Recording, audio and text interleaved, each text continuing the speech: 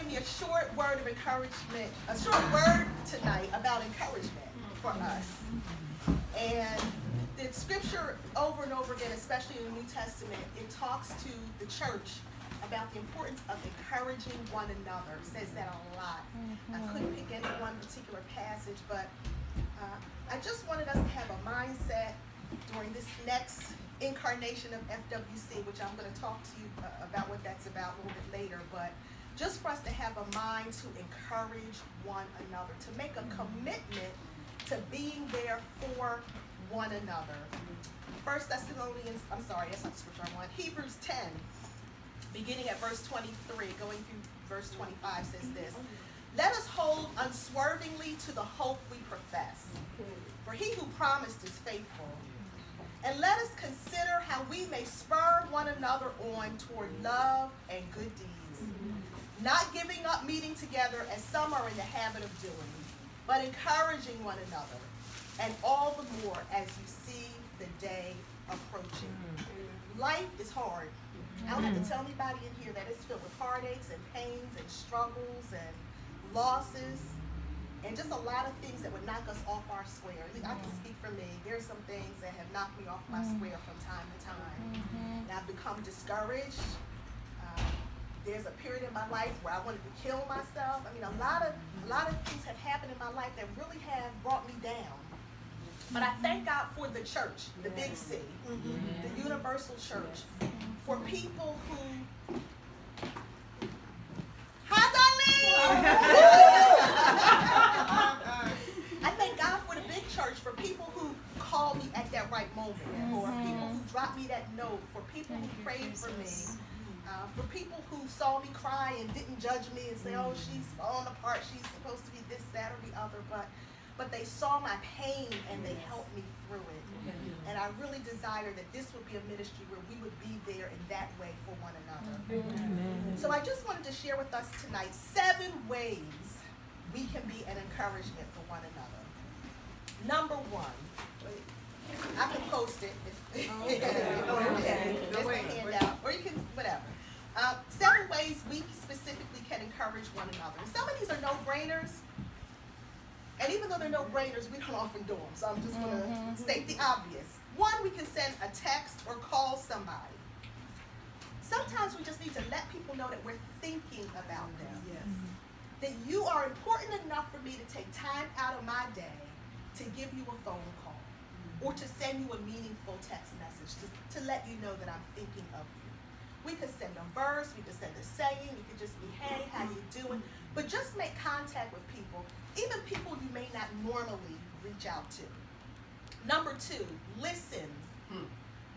When we listen to people, it's a way of validating their emotions and validating their experiences. One of the loneliest experiences you can have in your life is feeling like nobody hears you. Nobody understands you. You don't need somebody to give you the answer necessarily, but sometimes we just need somebody to listen in a caring way. Be that listening ear for one another. Number 3, pray for and with each other. It's one thing for us to say, "I'm praying for you." It's another thing for me to call you on the phone and we go to the Lord together in prayer. So let's be serious about praying for one another. Number 4, touch. Now you all know I'm not a touchy-feely individual. But meaningful touch is helpful and is sometimes appropriate. We have to respect people's boundaries, of course, but a hug, offering somebody a shoulder to cry on, a laying on of hands, those are all forms of meaningful touch that communicate I care to someone. Number 5, giving someone relief from a burden is another way we encourage their heart. Babysitting for them, running an errand for them. If they're a caregiver, stepping in for them on a particular day so they can get relief. For somebody, maybe they've lost a spouse, doing their lawn or something their spouse used to do that's hard for them to do. How about offering somebody a ride? How about accompanying someone to a ministry engagement? I think especially for our single women, sometimes the married folks may have their spouse that will travel with them somewhere. Sometimes as a single woman, you want somebody to roll with you. And you don't have 10 armor bearers, right? So just being there as a support for someone, amen, being there as a support for somebody in ministry as they're ministering is also encouraging. Going with somebody to a serious doctor's appointment, or maybe they're experiencing some fear or anxiety, or driving someone to visit their relative in prison. Those are all ways that we can offer someone relief from a burden. Number 6, I did number 6. I kind of conflated giving relief from a burden with supporting people in ministry. But showing up. So-and-so is preaching here. Show up. And say amen when you get there. Don't look mean. Don't look like you're there to critique. But, give them an amen. Let them know you're there. I'm with you. I support you. I'm down here. I'm praying for you. I want your word to go forth with power. Encouraging people in their ministry. And then lastly, number 7 is one of my favorites. And it's funny because when Chocolate came in earlier, she said, you always do this.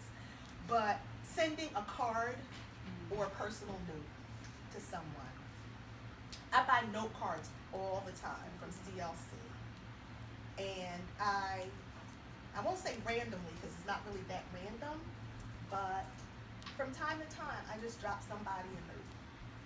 And I write a note. So I get the blank inside, right? And then I write a personal, I'm thinking of you, a word of encouragement. If I know they're going through a particular trial or situation, I try to say something that pertains to that would help to lift their spirits. When we are ministers, it's important for us to be intentional in showing how we care for other people. So what I would like to give us tonight, just as a memory of our devotion on encouragement, is some note cards. And let me just grab a couple. And these are just 99-cent packs of cards that I got from CLC. They have the big boxes and other kinds that you can get. But I just want everybody to take a pack and use them.